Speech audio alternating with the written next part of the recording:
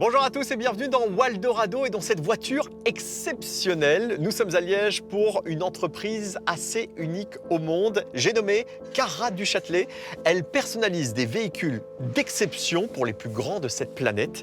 Un savoir-faire made in Belgium que vous allez découvrir après le sommaire.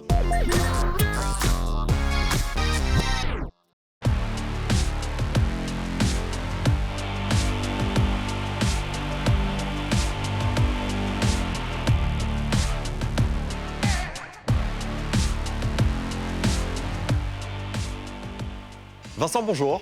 Bonjour. Tu es le CEO de Du Châtelet. Alors, c'est une entreprise un petit peu particulière. Qu'est-ce qu'on fait ici?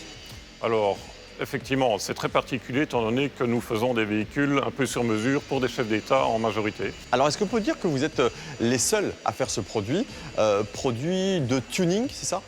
Alors, on ne parle pas vraiment de tuning dans ce monde-ci, mais effectivement, il y a de moins en moins de concurrents et des techniques de plus en plus évoluées qui font que l'on est quasiment devenu unique sur le marché. Histoire de bien comprendre ce business, quels sont les différents produits que vous vendez, que vous modifiez? Alors, on est principalement sur des limousines, forcément pour les chefs d'État, sur lesquelles on va faire des modifications avec des allonges de carrosserie et des rehausses de toit. Nous allons également intégrer toute une composante sécurité avec du blindage, mais aussi plein d'accessoires. Et enfin, ne l'oublions pas, la partie luxe. Alors, est-ce que vous développez vos propres véhicules ou alors c'est toujours des véhicules de base que vous achetez pour ensuite les massacrer? Alors, on part toujours d'un véhicule de base parce que les chefs d'État veulent rouler en Mercedes, Rolls-Royce, Bentley. Donc le véhicule de base, finalement, une fois qu'il est démonté et qu'il rentre en production chez nous, perd toute sa caractéristique pour devenir évidemment un véhicule unique. Et alors à ce moment-là, chaque pièce est reconstruite une par une. Et le prix varie entre combien et combien? Alors, le prix est très large en fonction de la modification, mais on va de quelques centaines de milliers d'euros, on peut dire 200 000 à 300 000 euros pour les plus basiques, et puis alors ça peut aller au-dessus du million. Tout cela dépend évidemment de la complexité du produit. Ok. Bon alors, en termes de chiffres, les autres chiffres de Cara du Châtelet, ce sont lesquels? Donc, on est 45 personnes à travailler sur le site, tout confondu, donc toute la partie technicien dans l'atelier. Nous avons également le bureau d'études et toute la partie administrative. On tourne sur 9 à 10 millions de chiffres d'affaires annuels. Alors Vincent, la société a démarré en 1968. Je voudrais savoir comment est venue cette idée. Alors c'est assez spécial parce que Frédéric du Châtelet, le fondateur, a à l'époque transformé différentes Porsche au niveau carrosserie. Il a été les présenter à Cannes, il en a eu son petit succès on va dire, et lors d'une rencontre un peu particulière sur un salon, une personne lui a expliqué qu'il avait deux voitures. Une voiture, une Rolls-Royce, pour les grandes sorties, avec tout le luxe et l'opulence d'une Rolls-Royce, mais que tous les jours, il devait rouler dans une Mercedes qui était fiable, mais dont l'intérieur était très sobre. Et donc il lui a demandé, est-ce que Monsieur du Châtelet, vous pourriez mettre l'intérieur de la Rolls-Royce dans ma Mercedes. Et c'est comme ça que l'histoire est née. C'est incroyable ça. Et vraiment, c'est le début de Cara du Châtelet à ce moment-là. C'est cela. Alors, on a derrière nous une Mercedes. Elle est toute équipée, c'est du grand luxe. Mais il y a 50 ans, une Mercedes, c'était vraiment vide. Et donc, à l'intérieur, on pouvait y intégrer tout le cuir, tout ce qui est moquette, tout ce qui est boiserie, des consoles, des aménagements, tout était possible. Et on a été jusqu'à intégrer des téléphones, ce qui effectivement est comique aujourd'hui, mais des écrans de TV, tout cela, ça fait partie de l'histoire de Cara du Châtelet en fait. Et ces constructeurs qui ont vu des véhicules arriver sur le marché très premium, ils vous ont peut-être un petit peu copié à un moment, non? On ne peut pas dire le contraire. Effectivement, une Mercedes aujourd'hui comprend tout ce que Frédéric du Châtelet avait inventé il y a plus de 50 ans. Et tout ça en Belgique, en Wallonie. Tout ça en Belgique et en Wallonie, et nous y sommes et on est toujours là et fiers de l'être. Bah, j'ai hâte de découvrir tout ça.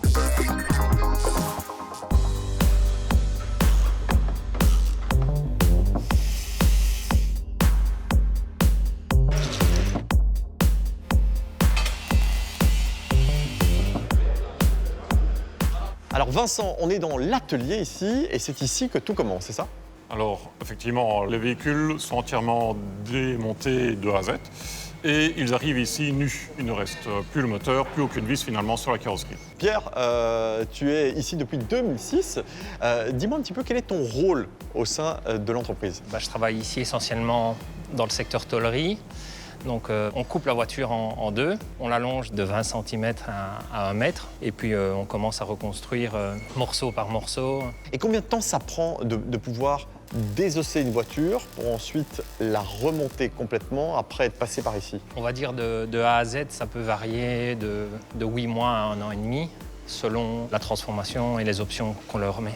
En parlant de transformation, le blindage, est-ce que vous pouvez me dire comment ça se passe pour blinder une voiture? Donc le blindage, ça consiste à protéger toute la cellule intérieure, y compris le toit, le plancher, les portes ainsi que les vitres. Tiens, les vitres, pour bien vraiment qu'on se donne une idée, ça pèse combien de vitres normales? On va dire une vitre de porte d'origine pèse aux alentours de 1,5 kg et la vitre blindée, selon l'épaisseur, peut varier entre 40 et 70 kg.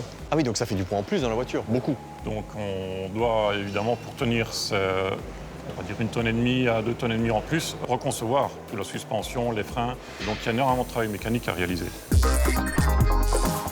Bonjour Thibaut. Bonjour David. On est dans un bureau d'études ici, entouré d'ingénieurs, de bacheliers, de designers. Qu'est-ce qu'ils font exactement?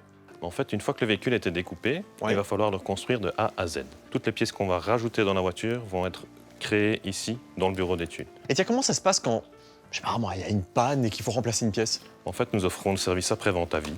Donc dès qu'il y a un problème quelque part, un de nos techniciens part au bout du monde et va régler le problème directement sur place. Et donc vous offrez vraiment une garantie à vie? Oui, en fait, on a parfois des pièces qui ont plus de 40 ans et il faut pouvoir les refaire à l'identique et pouvoir assurer leur réinstallation.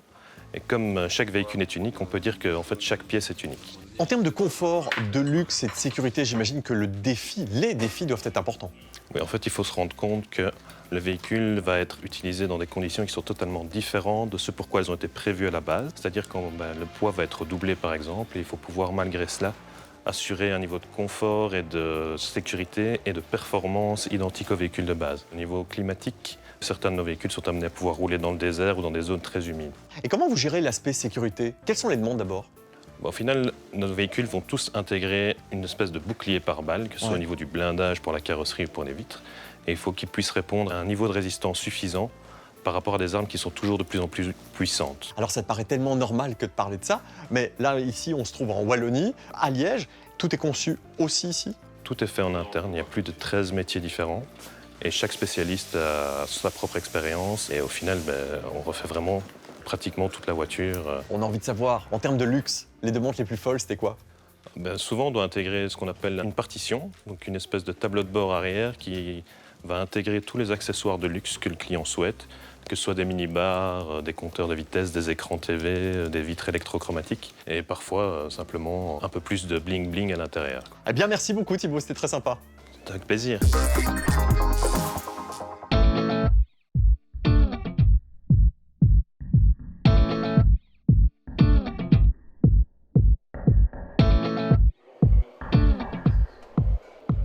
Bonjour Patrick. Bonjour David. Alors on est dans l'aménagement intérieur cette fois-ci avec tout un tas d'essences de bois devant nous et pas que.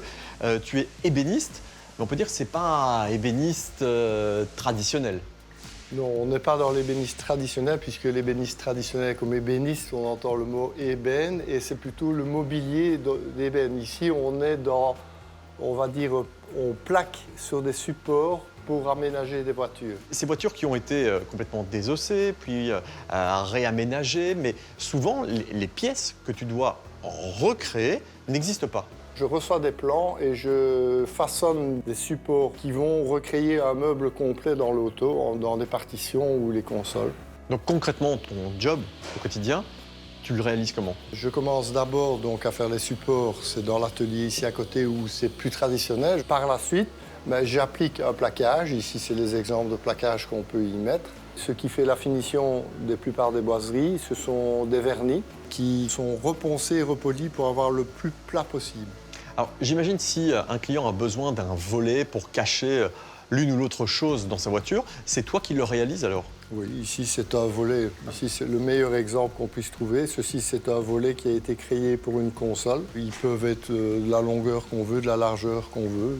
C'est en fonction du plan qu'on me donne en R&D et je réalise la pièce. Alors ça c'est peut-être un volet parmi tant d'autres, mais j'imagine qu'il y a eu des choses très complexes à réaliser. Il est arrivé qu'on rehausse avec des guirlandes d'or dans les voitures en 22 carats, donc ça c'est pas courant. Surtout que là, les guirlandes en or pliaient sur leur propre poids parce que du 22 carats, c'est pas comme du plomb, mais c'est pas loin. Donc oui, je me suis arraché les cheveux. Ça va, t'en restes pas mal. Encore. Tiens, qu'est-ce que t'aimes dans ton métier? Chaque fois que je prends une feuille de plaquage et que je regarde les différentes essences, je suis épaté de ce que la nature nous propose. Ce qui est quand même assez troublant, c'est que c'est pas évident, il y a toujours une solution et ça fait 31 ans que tu le fais. Ouais. Mais j'avoue que là maintenant avec les numériques, ça me fait un peu peur. Ça va aller, t'inquiète pas, ça va Allez. aller. Merci beaucoup en tout Bah, cas, de c'était rien. hyper intéressant. Merci.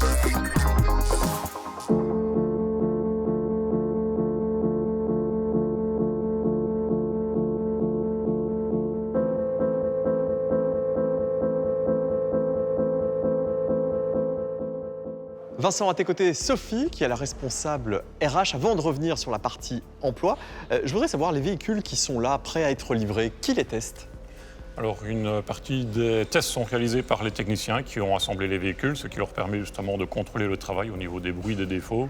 Et puis, je prolonge les tests généralement le soir pour être le plus au calme possible. Et on réalise environ 500 km avec chaque véhicule. Sophie, tu es en charge des ressources humaines ici. Alors, on peut dire vraiment qu'on travaille avec des artisans? Oui, oui, tout à fait. On a une dizaine de métiers différents ici dans notre atelier. Nous avons des tauliers, des bladeurs, des monteurs, ajusteurs, peintres, électriciens, mais aussi selliers, ébénistes, techniciens en matériaux composites et techniciens en machine laser. Alors, j'imagine que ça doit être facile de trouver des passionnés comme ça. Pas vraiment. Déjà pour les formations pour les métiers tels que nous avons ici sont difficiles à trouver. Il n'y en a pratiquement plus. Donc comme la sellerie, l'ébénisterie. Donc nous, ce que nous recherchons surtout, ce sont des gens passionnés et motivés que nous formons ici en entreprise. Quel profil recherchez-vous précisément? Alors précisément, en fait, on recherche actuellement des monteurs pour l'atelier. Mais on recherche aussi des concepteurs industriels pour notre service R&D. Alors Vincent, comment tu vois l'entreprise Carat du Châtelet dans les prochaines années? Qu'est-ce qu'on peut vous souhaiter?